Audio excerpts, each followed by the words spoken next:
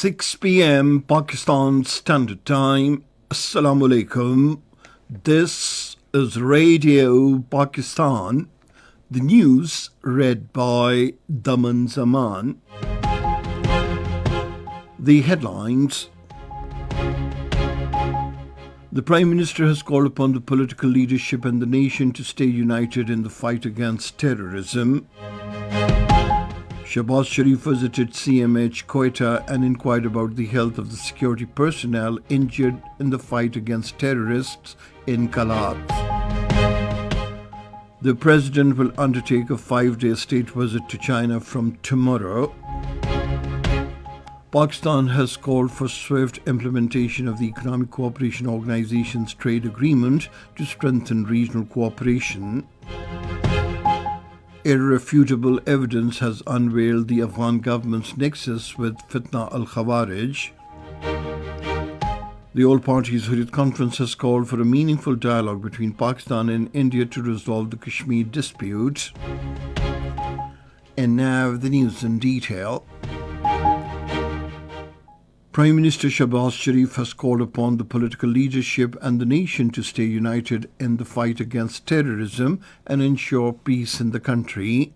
Chairing a meeting on the law and order situation in Quetta today, he emphasized that this is not the time for division or politics, but for channeling all our energies with sincerity to eliminate terrorism.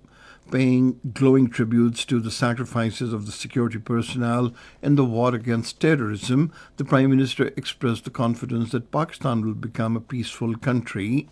Referring to his visit to CMH Quetta, the Prime Minister was appreciative of the firm resolve of the security personnel injured while fighting against the terrorists in Kalat. He said the security personnel are rendering their blood and the entire nation pays salute to their sacrifices and express solidarity with them. Prime Minister Shahbaz Sharif has said the nation and the armed forces stand together to eliminate the menace of terrorism from the country. He made the remarks during a visit to CMH Quetta, where he inquired about the health of the security personnel injured while fighting against the terrorists in Kalat and other districts of Balochistan. Interacting with the injured and declaring them heroes of the nation, the Prime Minister praised their spirit of sacrifices for the country and their unwavering commitment to protecting the homeland. He said as long as the protection of the nation is entrusted to such brave soldiers, the enemy can never dare to look at Pakistan with an evil eye.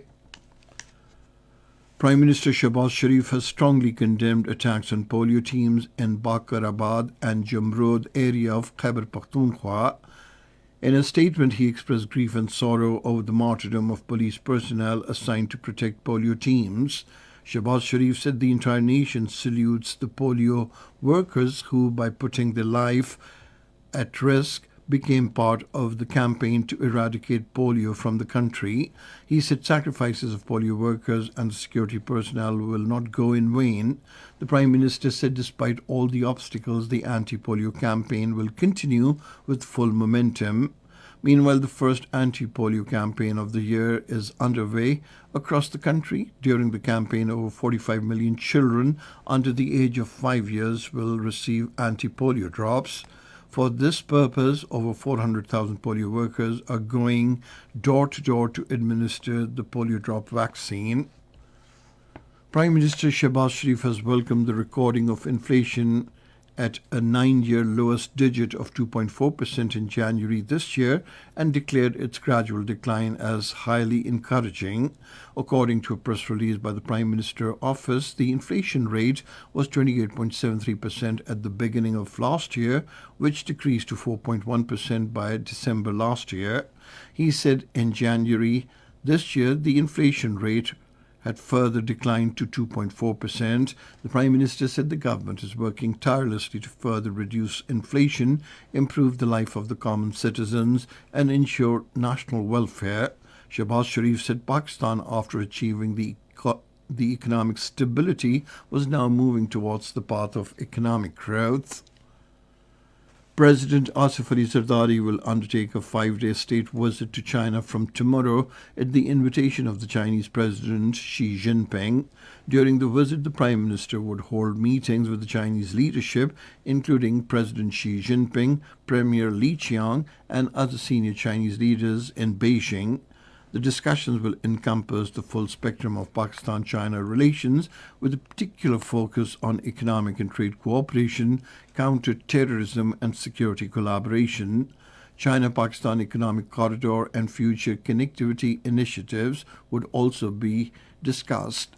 The two sides would also exchange views on the unfolding global and regional geopolitical landscape and bilateral cooperation at multilateral fora. At the special invitation of the Chinese government, the president would also attend the inaugural ceremony of the 9th Asian Winter Games in Harbin, Heilongjiang province of China. The food sector exports of the country have witnessed an increase due to the efforts of the government and the Special Investment Facilitation Council. In the current fiscal year, the country's total food exports grew by 13.8%, reaching $3.96 billion. According to the Pakistan Bureau of Statistics, rice exports during the first half of the current fiscal year increased by 14.5%, reaching $1.87 billion. Sugar exports during the period reached 632,804 tons compared to 33,101 tons last year. Meat exports saw a remarkable 3.64% increase, while that of vegetable exports, particularly onions, showed an increase of 1.71%. This is Radio Pakistan giving you the news. Irrefutable evidence has surfaced regarding the nexus between the Afghan government and Fitna al-Khawarij. According to sources, four terrorists of Fitna al-Khawarij were killed by the security forces during a successful operation in Kolachi area of Dera Ismail Khan a few days back. Among those killed was the son of the deputy governor of Baghtiz province of Afghanistan, namely Badruddin alias Yusuf. Modern American-made night vision equipment along with M16A4 and M24 sniper rifles were recovered from the killed terrorists. According to sources, the Afghan Taliban leadership still maintains close ties with terrorist organizations, including Fitna al-Khawarij. Defense analysts said the killing of the Afghan deputy governor's son is clear evidence of the nexus between the Afghan Taliban and Fitna al-Khawarij. They said Afghanistan has become a breeding ground for all kinds of terrorists and urgent international measures are needed. The All Parties Hurriyat Conference has called for a meaningful dialogue between Pakistan and India to resolve the Kashmir dispute.